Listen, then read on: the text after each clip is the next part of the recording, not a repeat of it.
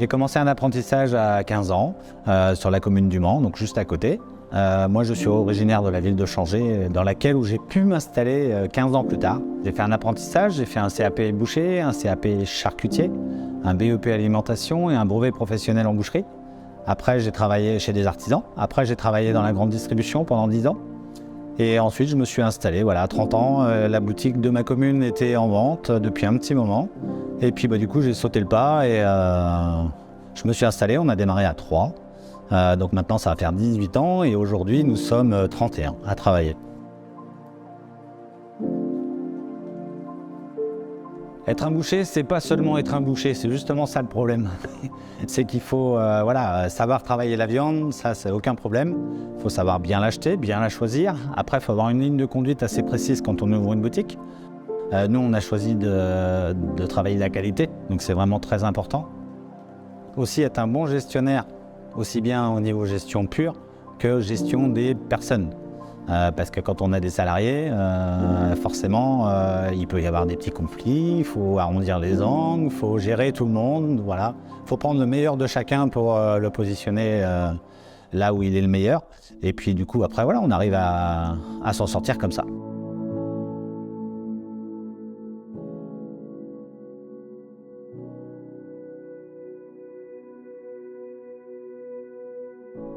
Il nous est arrivé forcément un malheur, on a eu un incendie qui a du coup tout arrêté net d'un coup. Moi je l'ai découvert très loin parce que je voyais la fumée qui sortait du toit et je sais pas pourquoi, comme je voyais que c'était auprès de l'église, j'avais un pressentiment. Et quand je suis arrivé, j'entendais les pompiers arriver et je suis arrivé en même temps que mon chef, Mickaël. Et non, on voyait vraiment la fumée sortir, c'était vraiment impressionnant. Et quand les pompiers ils ont ouvert, on a vu toute la fumée sortir. On ne croirait pas qu'il y a du feu comme ça, mais non, c'est choquant même.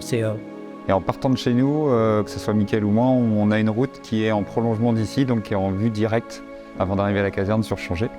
Donc on avait constaté déjà un panache qui était énorme en termes de fumée. Il faut se douter que le feu était assez important en termes de virulence et d'intensité. Et donc arrivé à la caserne, quand on a vu que c'était chez Mickaël, ça nous a d'autant plus touché parce que c'est un Changéen de pure souche. Et du coup, on connaît bien un peu la typologie du bâtiment qui est enclavé dans un village, entouré de maisons qui sont à toucher. La mission première du pompier, c'est protéger ce qui brûle, c'est vrai, mais aussi surtout protéger ce qui y touche pour éviter que ça se propage. Notre objectif principal était de limiter la propagation de part et d'autre. Notre binôme qui est rentré à l'intérieur a fait une vingtaine de mètres à l'intérieur. Ils ont vu un aspect de fumée tourbillonnant, qui était chaud, dense, donc des signes quand même très importants en termes de risque de propagation et d'inflammation à l'intérieur. Donc du coup, ils ont vite fait retour vers l'extérieur. Et après leur sortie, on a pu voir assez rapidement que ça commençait à s'effondrer, donc les personnels commençaient à être en danger, donc on ne pouvait plus forcément avoir des accès à l'intérieur. Ça a permis de remettre tout le monde en question. Mais par contre, ça a permis aussi d'avoir une grande solidarité au niveau de tous les salariés. Tous les salariés étaient présents dans l'après-midi alors qu'ils étaient quasiment tous hors repos. On a échangé ensemble beaucoup. Ils étaient tous très... Enfin voilà, il y en a plein qui pleuraient. J'ai essayé de les rassurer du mieux que je pouvais. Mais toujours en allant de l'avant et en leur disant qu'on allait tout reconstruire et tout refaire encore mieux que c'était avant. Qu'on était bien assuré et qu'il n'y aurait pas de soucis, que ça se passerait très bien. Mickaël était vite sur place, donc du coup on a vite eu des infos par lesquelles il n'y avait pas de personnel à l'intérieur, pas d'humain, à part du bien matériel. Donc c'est là où on prend la décision quelque part de se dire, bon, on arrête l'investigation intérieure qui est déjà très dangereuse. Il n'y a malheureusement plus grand chose à sauver si on pouvait dire d'aspect humain. C'est du matériel, donc c'est là où on se privilégie et qu'on prend nos décisions assez rapides pour se dire on cantonne le feu dans la partie qui brûle et on évite qu'il se propage, quoi. Compte tenu de l'ampleur du sinistre, naturellement, l'ensemble des parties, soit l'expert, l'inspecteur, avocat, d'experts comptables, tout le monde s'est réuni pour étudier les meilleures solutions. Une inquiétude forte dès le début, parce que Tradition Sartoise, c'est une locomotive économique de notre centre-ville. Notre angoisse, c'était de voir Tradition Sartoise quitter Changé.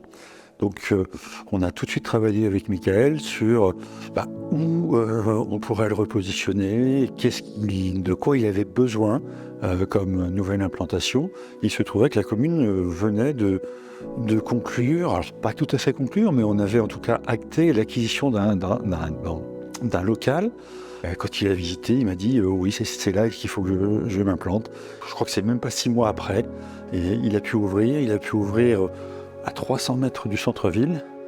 Et il a retrouvé ses clients tout de suite. J'ai vu beaucoup de solidarité au sein du métier, puisque non seulement notre couple à Douar faisait face, il faut se rendre compte des choses, hein. C'est juste une catastrophe quand on voit son établissement en flammes. Avoir une activité qui s'envole comme ça, eh bien après ce sont beaucoup de négociations, d'expertise, d'approche justement avec ces assureurs, et on voit à quel point ils sont importants, et être bien assuré, c'est déterminant, hein. On dit toujours que c'est c'est pas un investissement, mais c'est une protection qui reste nécessaire. Un commerçant, un artisan, vous allez sourire. Comme toute autre entreprise, il faut qu'il soit bien assuré. Souvent, on pense que l'assurance est trop chère. Quand on a un pépin comme ça, on se rend compte que c'est jamais trop cher. La première chose qui nous est venue à l'esprit, c'est surtout la perte d'exploitation. Avec le bâtiment entièrement détruit, il y avait cette notion de sauvegarder le chiffre d'affaires, puisque le commerce était fermé. Notre contrat, et la force de notre contrat, c'est de couvrir la perte d'exploitation dès le premier jour. Là, il n'y avait pas de notion de quelques jours, puisqu'on savait qu'on allait partir. Mais bien évidemment, les capitaux engagés, la valeur du contenu qu'on avait assuré, et à partir du moment où on avait fait les choses correctement, M. Douar a vite compris que, par notre attitude, qu'on était nous-mêmes plutôt apaisés sur le fait que sur la gestion du sinistre, et qu'on avait fait les choses correctement. Dans les mots de M. Douar, on voit bien ces premiers mots, ils viennent avant tout pour la MAPA, hein, mais il sait ce qu'on a déployé, mis en place, et avec le travail énorme d'Henri de Florian dès le départ. Et je salue son travail, parce que en fait, le local a permis, pendant toute cette durée de fermeture, de ne quasiment pas perdre aucun chiffre d'affaires, aucun euro dans ce chiffre d'affaires. Et c'est pour ça qu'aujourd'hui, il s'en sort très très bien, et je souhaite de continuer à travailler avec un outil magnifique. Et puis on a construit le dossier, voilà. On a fait l'étude comme il faut, et puis maintenant j'ai toutes mes assurances depuis 18 ans à la MAPA. Au tout début, quand il y a eu l'incendie, voilà, ils ont mis en sécurité le lieu. Les déblaiements ont été faits très rapidement, de manière que ça soit en sécurité pour les personnes extérieures. Donc ça, c'était appréciable de ne pas avoir à s'en occuper et de ne pas avoir à gérer, quoi.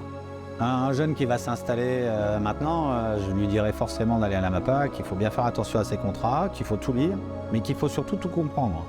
On ne dit pas on s'assure parce qu'il faut s'assurer. Des fois, on se dit ouais, ça nous coûte 10 € par mois, mais ça sert à rien. Non, ça sert pas à rien. 10 €, c'est pas forcément beaucoup par mois, mais ça peut servir à beaucoup, quoi. Donc il faut bien faire attention à ça, faut bien échanger ensemble et payer une assurance. Voilà, quand on paye et qu'on n'a rien, on se dit toujours ça sert à rien, mais le jour où on a besoin, on se dit heureusement qu'on a payé ça, quoi. Donc c'est vraiment très très important.